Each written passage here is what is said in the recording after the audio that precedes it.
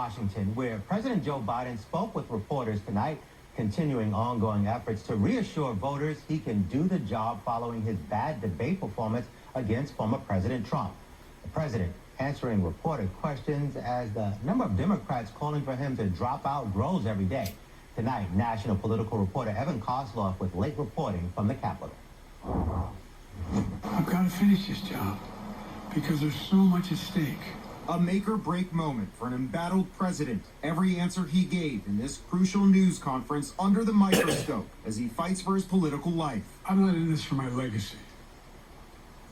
I'm in this to complete the job I started. After brief remarks, the 81-year-old president took pointed questions from reporters who asked numerous times about his fitness to serve. Hasn't this now, frankly, become damaging for America's standing in the world? Thank you. Did you see any damage to our standing in my leading this conference? Have you seen a more successful conference? I'm living What do you think? This the was damage of your President Biden's first presidency, solo news conference motherfucker. since last November, forced to speak off the cuff, making a gaffe on the very first question when he mixed up his vice president with his Republican opponent. I wouldn't have picked Vice President Trump to be vice president, but I think she was not qualified to be president. This flub was not Biden's only mistake of the day. Ladies and gentlemen, President Putin. Earlier, at an event with Ukrainian President Volodymyr Zelensky, he accidentally introduced him as Russia's President Vladimir Putin before catching his mistake. You know who he dreams about. President Putin. President Zelensky.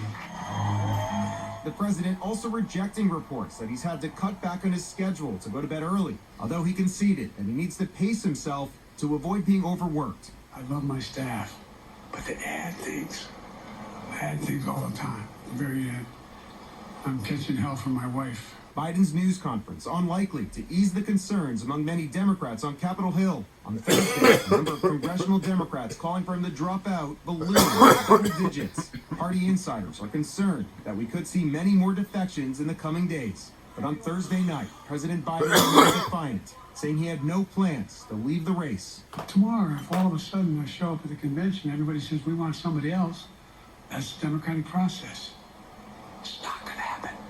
And following his high stakes They're the news confidence of a conference single in mother. Washington, President Biden Running into the ground, scheduled to sit down goddammit. for an interview with NBC News Monday night, just as the Republican National Convention is set to kick off in Milwaukee. Reporting here on Capitol Hill, it's Evan Kosloff.